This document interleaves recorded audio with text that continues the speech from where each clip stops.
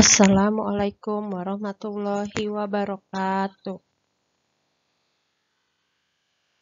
Kepada anak-anak Miss kelas 8, alhamdulillah kita kembali ke pelajaran IPS setelah melalui PTS.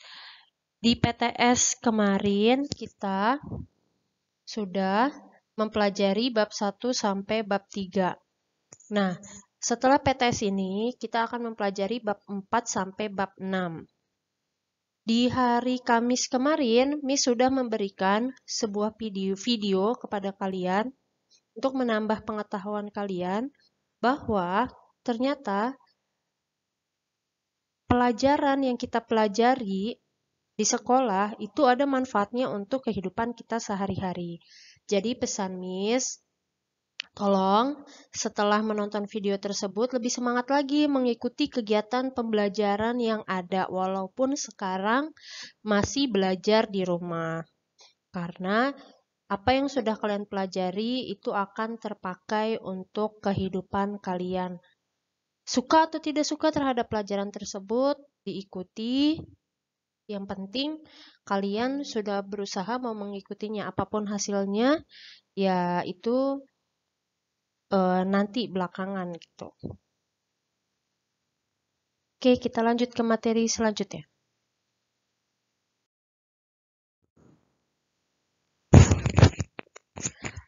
Bab 4. Bab 4 ini kita akan mempelajari keragaman sosial dan budaya Indonesia. A. Kebudayaan. Di dalam kebudayaan kita akan bahas terlebih dahulu pengertian kebudayaan. Silakan buka buku paket halaman 102. Di dalam buku paket yang kalian punya itu pengertian kebudayaan disebutkan oleh ahli sosiologi. Di situ ada 4 ahli sosiologi. Nah, yang akan kita bahas di sini hanya 3. Silakan disimak, siap-siap untuk digarisbawahi. Ingat seperti biasa, ketika kalian belajar, kalau mau dapat nilai bagus, ikuti cara gaya belajar guru tersebut. Karena Miss pasti mengeluarkan soal dalam ujian itu dari yang kita bahas, maka ketika kalian membahas buku paket, silahkan garis bawahi nanti ketika ujian dibaca kembali. Dan ketika dapat tugas, kalian kerjakan, lalu nanti pas ujian juga pelajari. Kalau kalian mengikuti ritme cara belajar guru tersebut, pasti kalian akan dapat nilai 100 kembali. Oke, garis bawahi pengertian kebudayaan menurut Melville J. Herskovits dan Bronislaw Malinowski. Menurut Melville dan Bronislaw, kebudayaan adalah segala sesuatu yang terdapat dalam masyarakat, ditentukan oleh kebudayaan yang dimiliki oleh masyarakat itu sendiri. Jadi menurut Melville dan Bronislaw, kebudayaan itu ya ada di dalam masyarakat itu dan bentuknya seperti apa sudah ditentukan oleh masyarakat itu sendiri. Makanya di tiap-tiap daerah yang ada di Indonesia antara satu daerah dengan daerah lain itu kebudayaannya berbeda-beda. Kemudian pengertian kebudayaan yang kedua menurut Herskovits. Kebudayaan adalah sebagai sesuatu yang turun-temurun dari satu generasi ke generasi lain. Makanya di dalam sejarah masa praaksara itu ada cerita rakyat. Nah, cerita rakyat itu diturunkan dari mulut ke mulut. Nah, berarti itu adalah cerita rakyat itu adalah bagian dari kebudayaan. Kemudian pengertian kebudayaan yang ketiga adalah diungkapkan oleh tokoh Selo Sumarjan dan Sulaiman Sumardi. Menurut Selo dan Sulaiman, kebudayaan itu adalah semua hasil dari karya, rasa, dan cipta masyarakat. Silakan garis bawahi dari kata adalah sampai cipta masyarakat. Lalu lihat bagian bawahnya, di situ dijelaskan lebih lanjut. Cipta itu apa, rasa itu apa, karsa itu apa. Silahkan garis bawahi. Cipta adalah kemampuan akal pikiran yang menghasilkan ilmu pengetahuan. Dari mencipta, maka muncullah ilmu pengetahuan. Lalu rasa. Rasa adalah kemampuan indera yang mendorong manusia untuk mengembangkan rasa keindahan yang melahirkan karya-karya seni agung. Jadi dari rasa nanti lahirlah sebuah karya. Kemudian yang terakhir adalah karsa. Karsa itu adalah kehendak manusia terhadap kesempurnaan, hidup, kemuliaan, dan kebahagiaan. Jadi dari munculnya rasa tadi, lahirnya sebuah karya seni, tujuan karya seni itu adalah untuk memberikan perasaan kebahagiaan di dalam hidup. Nah, perasaan kebahagiaan, kesempurnaan, itu disebut dengan karsa.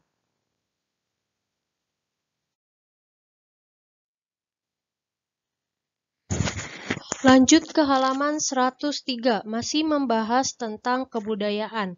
Kita udah membahas pengertian kebudayaan dan sekarang kita bahas unsur-unsur kebudayaan. Siap-siap disimak dan garis bawahi. Unsur-unsur kebudayaan itu terdiri dari 7. Yang pertama, ada unsur religi. Unsur religi itu adalah seperti agama dan kepercayaan.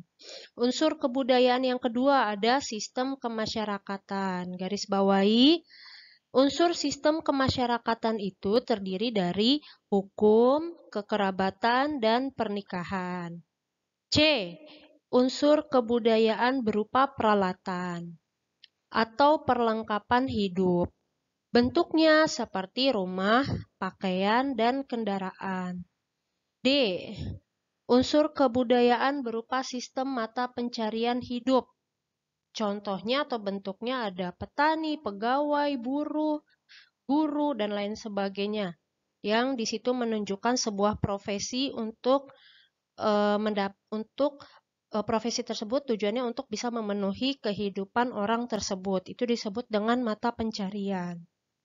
Kemudian unsur kebudayaan yang selanjutnya ada unsur bahasa. Bahasa ini bisa lisan maupun tulisan. Bentuknya adalah alat untuk komunikasi. Kemudian yang selanjutnya ada unsur kebudayaan ilmu pengetahuan dan teknologi. Bentuknya di masa globalisasi ini ada komputer. Kemudian unsur kesenian. Bentuknya ada banyak, ada seni tari, seni musik, dan seni rupa. Nah, itu adalah unsur-unsur kebudayaan yang ada di dunia.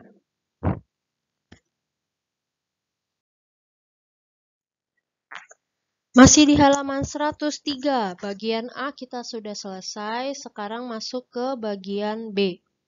Bagian B adalah bentuk-bentuk keragaman sosial budaya di Indonesia. Silakan kalian perhatikan paragraf pertama, misalkan bacakan dan siap-siap untuk garis bawahi. Jumlah penduduk Indonesia yang besar tersebar di berbagai pulau di Indonesia.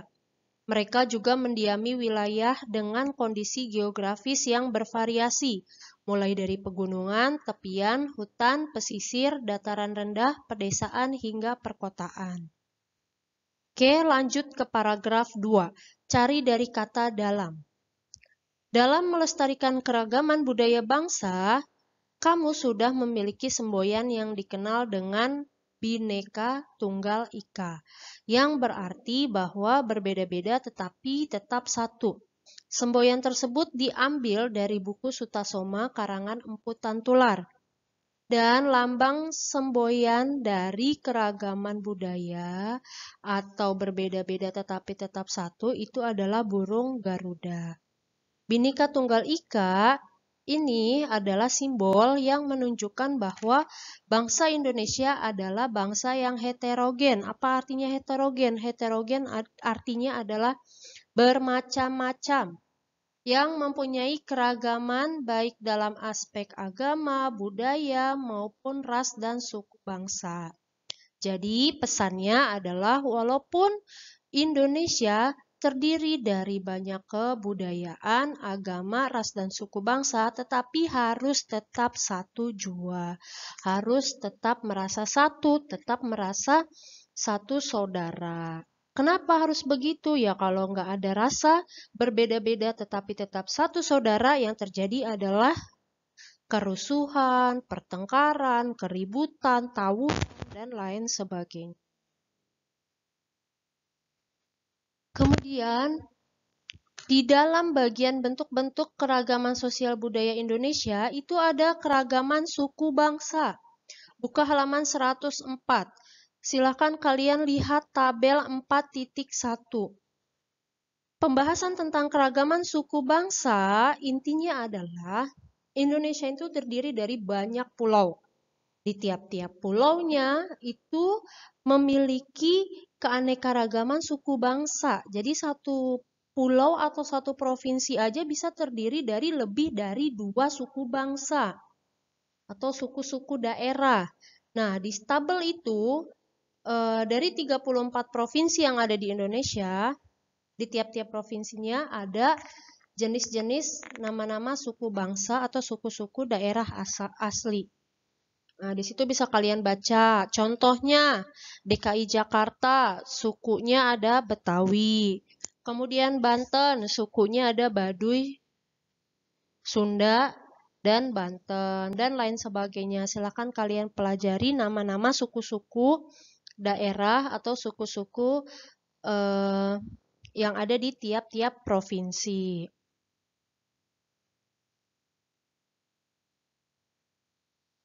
Kemudian yang kedua ada keragaman bahasa. Masih di halaman 105, lanjut ke 106.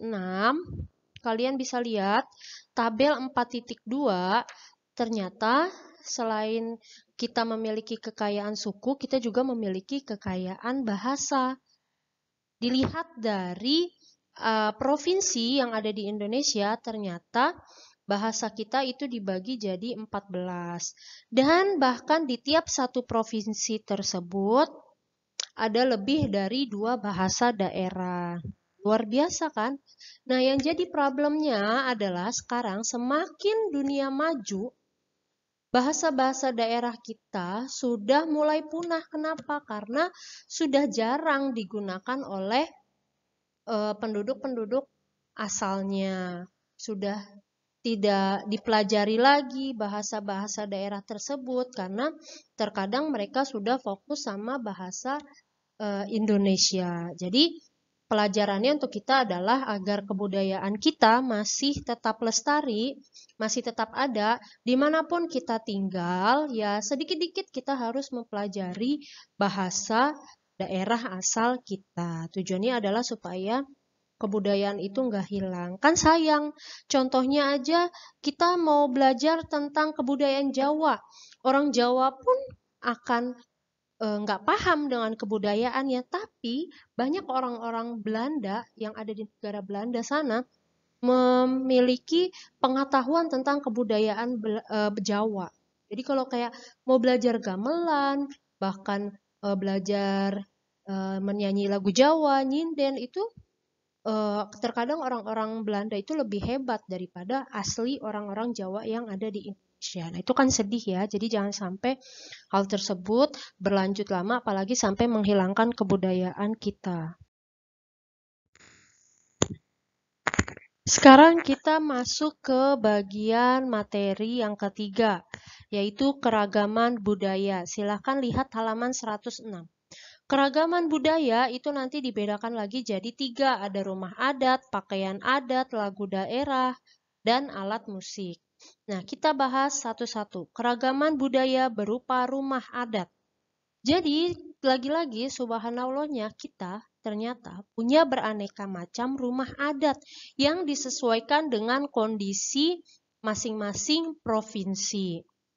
Nah, yang ada di buku paket kalian, coba lihat halaman 107 di gambar 4.5, kalian garis bawah itu.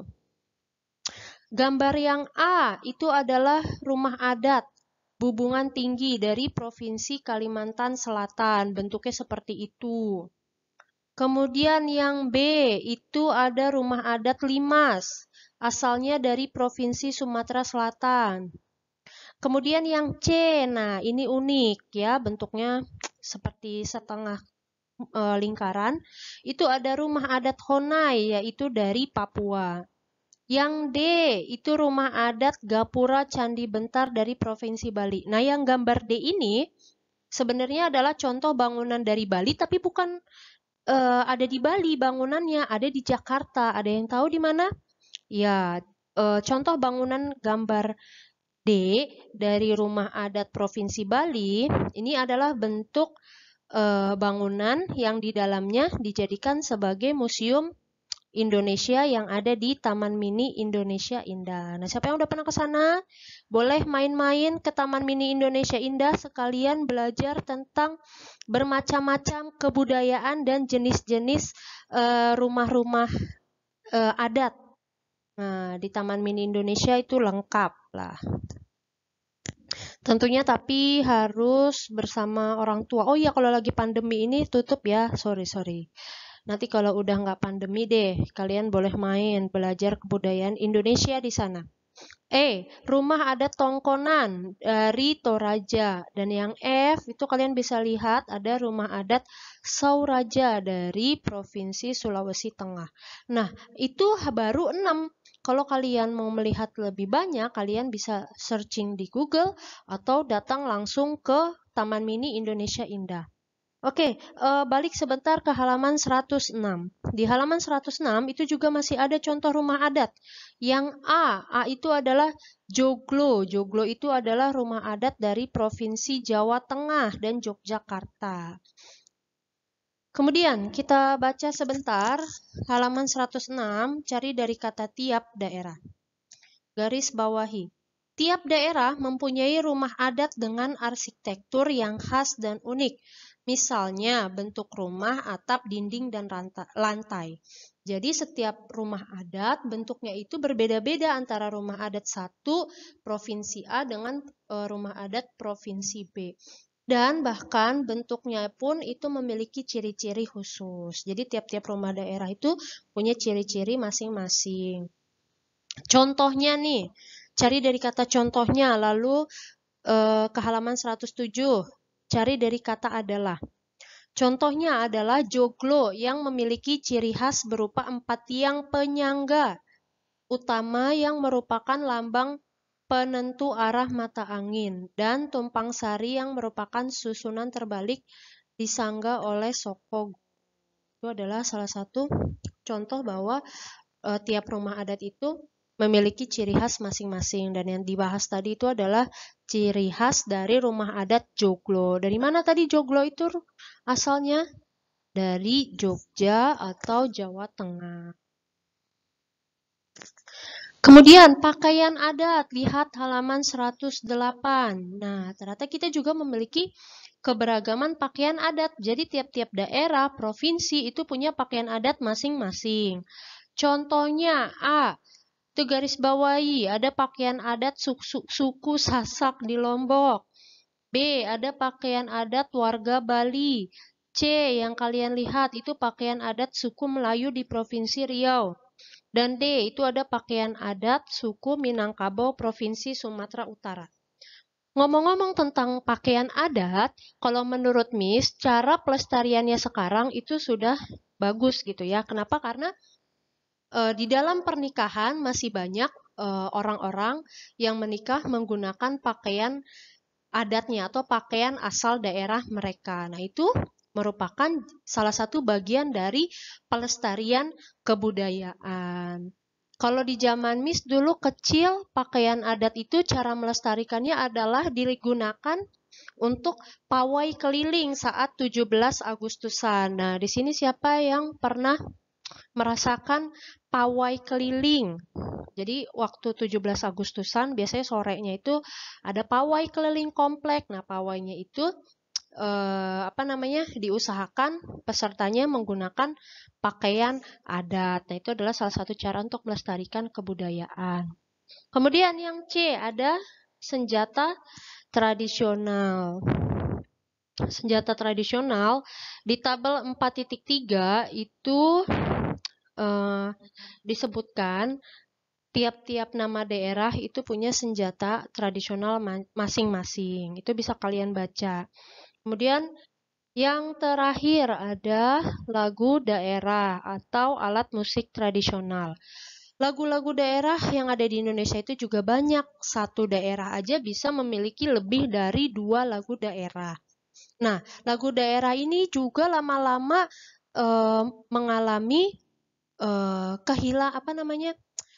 hilang begitu saja gitu. Kenapa? Karena sudah digeser oleh lagu-lagu modern, apalagi yang datang dari luar negeri seperti lagu-lagu K-pop, barat dan lain sebagainya. Jadi minat generasi muda sekarang sudah sangat sedikit atau bahkan jarang yang ingin mengenali atau menghafal lagu-lagu daerahnya. Kemudian di gambar 4.7 itu ada contoh tentang alat-alat musik tradisional. Nah, yang di buku kalian itu baru ada 3 contohnya, padahal aslinya banyak. Nanti bisa kalian searching di internet. Contoh yang ada di buku, A, itu ada alat musik gendang. B, ada angklung. C, ada kolintang. Kemudian kita masuk ke halaman 110. Nah, di keragaman budaya itu juga ada bagian tarian daerah atau pertunjukan rakyat. Nah, tarian daerah ini di tiap-tiap daerah atau provinsi itu juga sama memiliki tarian masing-masing. Bahkan di satu provinsi itu juga ada yang memiliki lebih dari 2 tarian daerah. Silahkan kalian lihat tarian-tarian daerah yang ada di daerah-daerah di Indonesia di tabel 4.5. Nah, tarian daerah ini juga sudah mengalami kemusnahan. Kenapa? Karena sudah tidak banyak orang yang mempelajari atau melestarikan tarian-tarian daerah yang ada di Indonesia. Tarian daerah ini hilang juga akibat dari adanya pergeseran kebudayaan, yaitu datangnya tarian-tarian modern seperti K-pop, barat dan lain sebagainya. Karena menari dengan lagu-lagu Korea atau lagu-lagu barat itu lebih menarik, akhirnya udah jarang nih generasi muda yang mempelajari tarian-tarian daerahnya. Kemudian halaman 111 di tabel 4.6 di situ ada pertunjukan tradisional Indonesia. Pertunjukan tradisional itu biasanya adalah alat untuk menghibur rakyat di daerah atau yang ada di daerah tempat provinsi tersebut. Sebenarnya tarian juga itu sih alat untuk menghibur, dan bahkan juga tarian itu dipakai saat upacara-upacara tradisional atau upacara-upacara penting.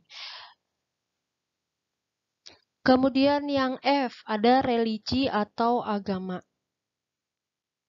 Nah, singkatnya, silahkan kalian lihat di halaman 111.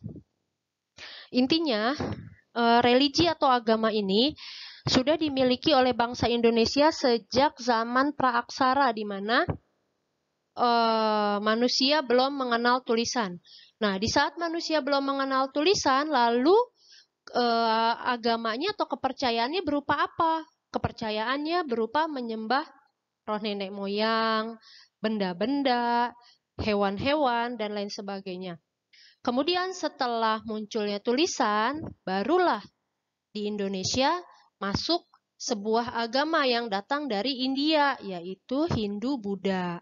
Kemudian datang lagi agama dari Arab, yaitu agama Islam. Kemudian munculnya penjajahan yang dilakukan oleh Belanda. Kemudian pemerintahan Inggris juga sempat ya menjajah kita. Nah, itu masuklah agama Kristen. Nah, sampai sekarang Indonesia memiliki 5 agama resmi. Silakan kalian buka halaman 112. Agama resmi yang pertama adalah Islam dengan tempat ibadah masjid. Nah, di Indonesia ini jumlah penganut agama yang paling banyak adalah agama Islam. Jadi Islam di Indonesia menjadi mayoritas. Kemudian B, ada gereja. Gereja ini adalah tempat ibadah umat Kristiani. Dan Kristiani itu dibagi jadi 2 lagi nanti. Ada Kristen Protestan, ada Kristen Katolik. Setahu Miss, Kristen Protestan itu muncul karena dari adanya gerakan Kristen Katolik gitu. Kemudian yang C itu ada pura, tempat ibadah agama Hindu. Dan yang D ada vihara, itu adalah tempat ibadah agama Buddha. Dan yang E itu adalah kelenteng. Kelenteng ini adalah tempat ibadah Konghucu. Itu adalah 5 agama resmi yang ada di Indonesia.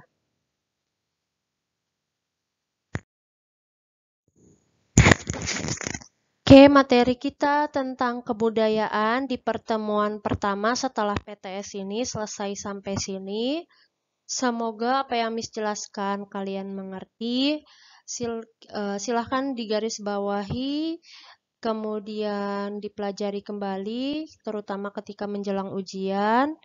Dan tetap jaga kesehatan. Sampai ketemu lagi di materi bab 4 pertemuan kedua selanjutnya. Wassalamualaikum warahmatullahi wabarakatuh.